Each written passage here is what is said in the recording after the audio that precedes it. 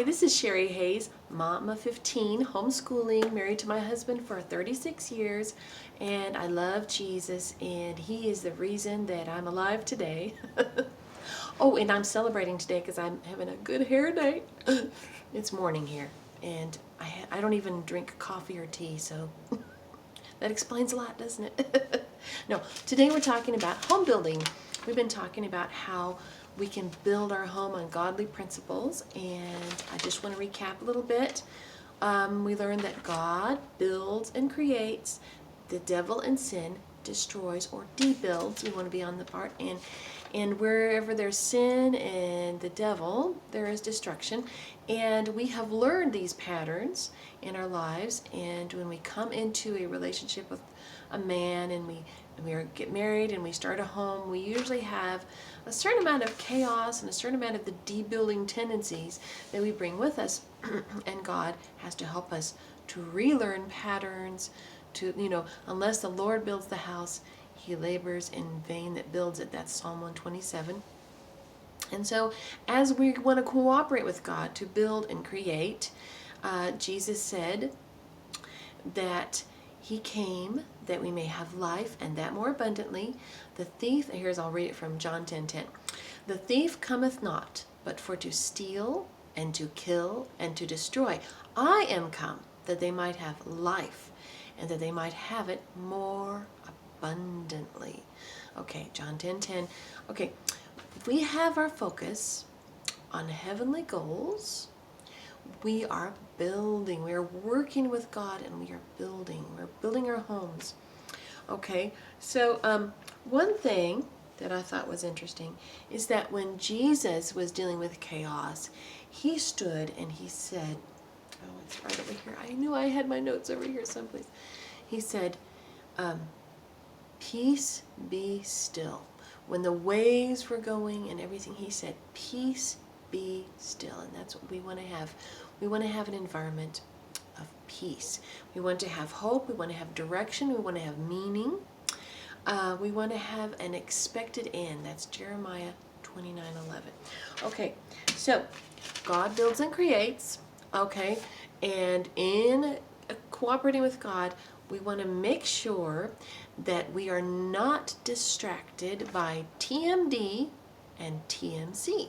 Now, TMD means too many details, and TMC means too many choices. I'm the mom of 15 children. I have so many details to deal with. A lot of my kids are grown and out of the house, but that doesn't mean I have any less details. Probably more in some ways. When you have a lot of little kids, details might include different food needs. You might be nursing one child, the toddler needs something different, then your middle kids need something different, your older kids need something different. You have personal hygiene items, making sure they brush their teeth and their hairs are all combed, especially girls with long hair. You might have to be cutting your son's hairs, the two hairs they have. And you're dealing with all these details. Then you might do the bills for your family. You might you're in charge of all cleaning and cooking and everything. And so what happens is sometimes we get so overwhelmed with every detail we have to deal with. There are actually different realms that we're working with here. In a biblical way, we're looking at, okay, so we have the spiritual realm. That's the spirit. That's the part of us that's renewed and has fellowship with God. Then we have the emotional realm. That's our mind, will, and emotions. That's when what we think, what we feel, what we decide. That's one realm. And we have the physical realm, and that's what we're talking about here today more. We take care of the spiritual, of course, then the emotional follows, and then it affects the physical realm, our bodies. And as we're building our homes, we have our bodies to take care of. That's everybody's bodies. And we have the environment. Okay. In our bodies, we are in charge of what goes in and what comes out. Seriously. All the body fluids, including perspiration, sweat, right? Um, I know it sounds gross, but really, we have to buy the deodorants. We have to clean the bedding to make sure the house doesn't smell bad, all right? We're in charge of food, everything that comes into the body. Personal hygiene items, have to keep all the toothbrushes bought and toothpaste, okay? And we have to make sure that healthy things, we have to take care of, ouchies, we have to take care of everything dealing with bodies, and then we have to take care of the house we live in, okay? We need to be cleaning and organizing and decluttering. We need to keep up on the maintenance often of the house, like our husbands are often busy, and I don't mind doing that. I mean, there's lots of stuff I can't do, but there's lots of stuff I can do around the house, and I really don't mind that. I enjoy it. Okay, so when we're about all that, we want to make sure that we take the simplicity that we find in God. You see, God is a God of order. Remember, He's a God of order. He isn't flying around in space and like crazy. I mean, can you imagine what this world would look like if it was ordered by my creative brain? You know, the creatives, they say we jump from one thing to another because we're always into a new idea, but we don't want to deal with the mundane parts like maintaining what we've already created. Okay, so I'm going to give you a scripture here, and it says Philippians 3:13.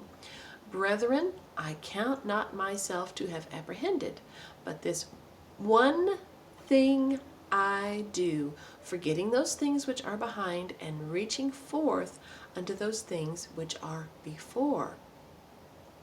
I press toward the high mark for the prize of the calling of God in Christ Jesus. Okay. Our mark is the high calling of God in Christ Jesus, and we want to be part of God's kingdom building, then we already have a goal ahead of us, and that's to create an environment of peace, and that means taking care. And like I said, so that's where it all falls together. We're taking care of bodies and environment, all right? And that includes spiritual lives. There's only so much you can do spiritually. You can encourage.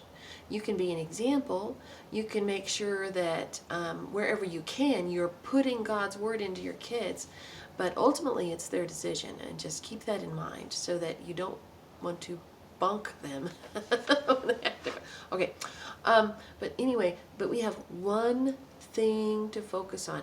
And Hebrews 12:12 says, focusing our eyes on Jesus, the author and perfecter of our faith. So you can see that in the Bible, it's order and focus and single. Jesus said, if your eye is single, then your whole body will be single. I know that's Old King James, but actually it's if you even go back in the Greek, it's like having a single focus. All right, a simple focus. Okay, so as you're dealing with this tendency we all have of having too many details and too many choices. Now, there are certain things that you cannot control, okay? You can't control the fact that maybe some people in your family might be lactose intolerant, and you have to adapt to that. Or your husband's schedule. You can't have a great choices there. You have to adapt to those things. But where within the parameters that you have been given, you have the size of house you have. You have the amount budget for your household goods and your food every month. You have your husband's schedule. You may have schedules of others in your house. You have maybe different needs that your children have. So these are givens. These are in concrete. You can't really change those, but you can adapt everything in your life so that you can stay focused and simplify. I got to tell you, the way to fight TMD and TMC, remember TMD is too many details and TMC is too many choices, is to do K.I.S.S, which is keep it simple, sweetheart. And boy, did that ever set me free when I first learned that. Because I thought, well, everything I do, I'm a creative, I want to have the best and do all these and extra things. And I like for a birthday party for a child, for instance, I had to learn that it was doing the best of the simple things made us more happy than if I went all out and tried to do every detail and make everything special and lost my mind. Okay, so an illustration of this would be, I've known at least 2 people, maybe more, that had little kids and they thought, we're going to make the trip of a lifetime, we're going to go to Disney World. Okay, And one went to Disney World, one went to Disneyland. And so what they did is they bought the tickets, they've got the hotel, they've got everything. It's so exciting, and they're so pumped. And the first day they go to the theme park, and they're having a great time. And oh, it's so fun. We meet all the different characters, and you go on all the rides. And boy, by the end of the day, everybody's tired. Everybody's cranky.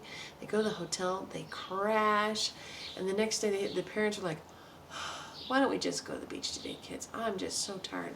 And so, everybody packs up the beach stuff. They go to the beach. The parents are like, and the kids are having a great time building sand castles and playing in the water and stuff. And so at the end of the second day, everybody's like, pretty mellow, pretty happy. They go to the hotel room. They're getting ready to get up the next day to go back to the theme park. And the kids say, can we just go back to the beach? You see, when we try to have too much fun and too much special and too much pretty, we end up with a big, ugly mess.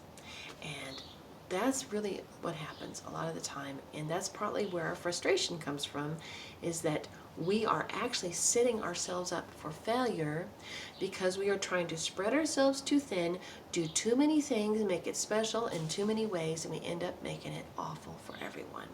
Okay, so what does this mean in practical ways? Well, I kind of have to live by this principle. I think that people, when they meet me and I say, yeah, I'm the mom of 15 kids, and they go, you don't look like the mom of 15 kids. You smile too much. Okay, I act too free. Okay, but that's because I have learned to live by, well, first of all, I learned to totally trust in God, roll my cares upon Him, and trust me, I have a lot to care about. I have people that hate me. Okay, and so I have had to learn to roll that over on the Lord and let Him carry it for me. I have to be totally dependent and humble before Him because I can't do it on my own. I can't do it in my own strength. And the other thing I've had to learn is live very simply. I have learned to enjoy the smaller things rather than have a big vision and get nothing done, okay? A way to do this is in the morning. My morning routine is so simple. I have a little tiny thing that I keep my makeup in, and I have only the very basics that I will need. My hair routine, my cleaning routine, everything. I have everything where I can find it, and it's very, very simple. So I can do it like in my closet. Sometime I'll have to show you this stuff, but my closet, I have my shirts and my pants and my skirts and I have everything situated. When I fold clothes and I put it away, I put it back in this order, and I have only things that go together. And I don't have a lot of clothes. My clothes fit into an area maybe about 3 or 4 feet. That's it. That's all the clothes. And I only have a few pair of shoes, but they're nice shoes. I go to Ross Dress for Less usually to buy my shoes because I can get nicer shoes for cheaper there. But so my clothes, I have very few choices, and I know what goes together, and I go through that periodically, and I make sure I'm not stepping out of bounds. When I go in my kitchen, instead of having a bread maker and a rice cooker and everything, what I do is I have basic pans and basic bowls that will work for many different things. So therefore, my cupboards are not stuffed with gadgets and things I don't need. I stick to the basics, and I have fewer choices. Fewer choices make a happier life, by the way, because I hate choices. Ugh. Have you ever gone, people don't like to go with me to a drive-through because I have to go through everything, and I can't choose because I like everything. I'm really bad at choices. So what I do is I narrow my choices down so that when I'm doing my routine, I have minimized the time it takes for me to make a choice on what I'm going to see. So it'll just help you if you can have a more singular focus and KISS. Keep it simple, sweetheart. So that's what I have to share with you today. I hope it blesses you. Make sure you subscribe. Bye-bye.